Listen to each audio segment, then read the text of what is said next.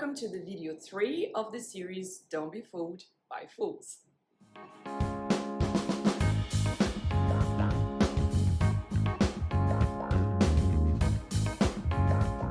I'm Sylvia, a PhD in the Medical and Molecular Sciences, and today I'm going to talk about clinical trial phases.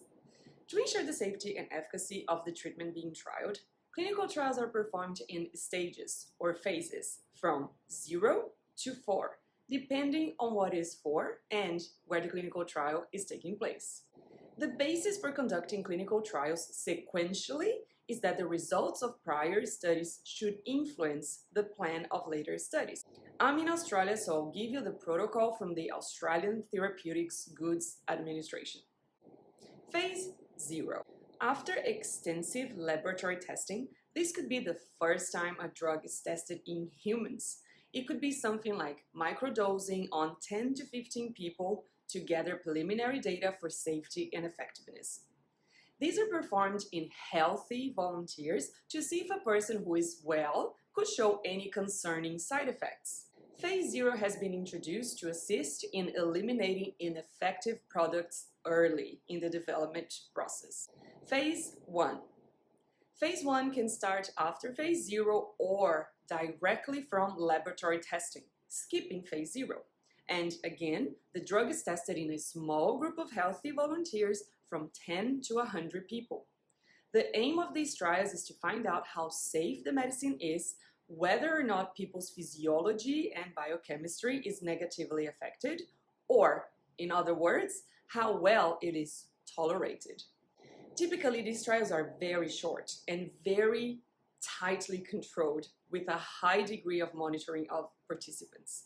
Phase 1 can be subdivided into 1A, where they can test for one dose, or 1B, where they can test for multiple doses. Phases 0 and 1 are usually single-centered, meaning they happen in just one location with local healthy volunteers. Phase 2 is called therapeutic exploratory.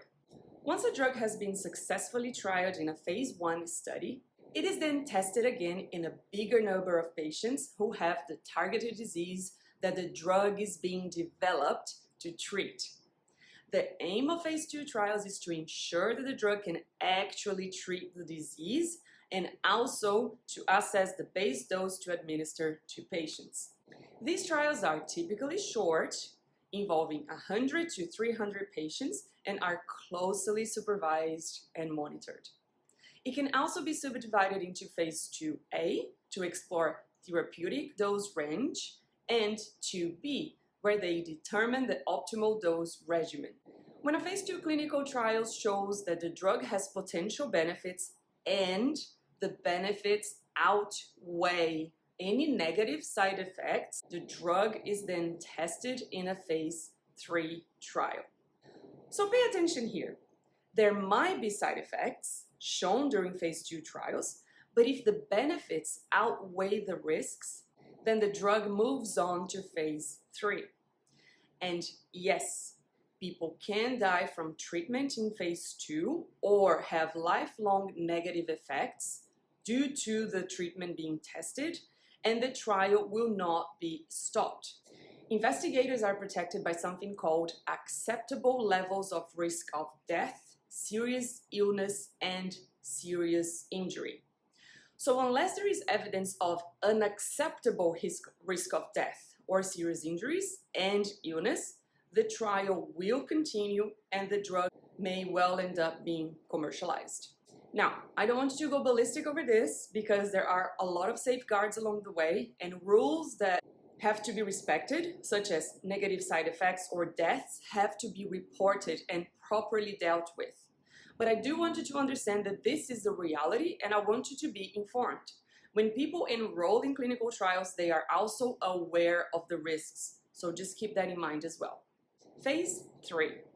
This is confirmatory phase and may involve many patients from around the world, anywhere from a few hundred to thousands of people.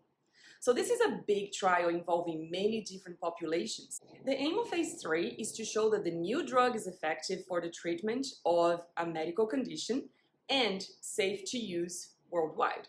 Phase 3 can also be subdivided into Phase 3A and 3B. But here's where the things get really interesting from a research point of view. It's during Phase 3 that they would generally divide participants into different test groups. To ensure that the results of the trial are correct and free from bias, they include a placebo control group.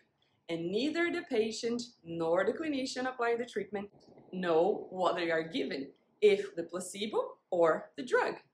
The famous randomized, double-blind, placebo-controlled clinical trials, which I explained in detail in my last video, and you can find the link here so you can understand precisely what these are.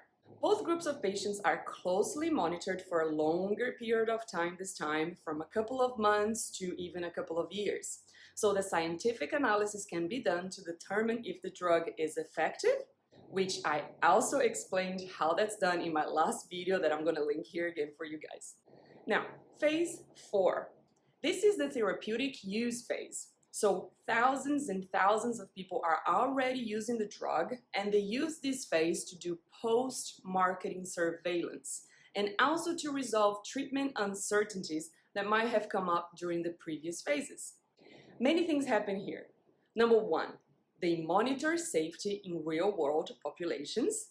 Number 2, they refine the knowledge of the risk-benefit balance to ensure that efficacy still outweighs risks. They also detect rare or long-term adverse effects and also interactions between drugs that patients are already using. Number 3, they do something called pharmacoeconomics, which measures costs and outcomes associated with the use of pharmaceuticals in healthcare delivery to gather data to evaluate whether to support or not the use of the drug. They measure things such as cost effectiveness, cost utility, cost benefit, cost of illness to healthcare providers, cost consequence, and many other economic parameters. Number 4, they do trial combinations with existing products to see if combining drugs can improve patient outcome. Number 5, they do comparative effectiveness and community-based research, which can sometimes be considered as Phase 5 trials, depending on where you are. So, when looking for evidence of efficacy of any medication, compound, or treatment that you are interested in, aim to find the evidence in randomized controlled trials, because they are the best and most accurate way to test anything. And examples are endless, and they could include the effectiveness of cold exposure therapy, for instance, paracetamol for lower back pain, and spoiler alert, it doesn't actually work. Red light therapy interventions, and so on. On my next video in this series, I will start showing you how and where to search for scientific evidence so you can start doing your own research on topics that are important to you. So, subscribe to my page, share this video with friends, and let me know in the comments what you'll be searching for. You never know, I can pick up your topic for my next video, which is gonna help you find the answers to the questions that most nag at you. I'll catch you later. Bye-bye.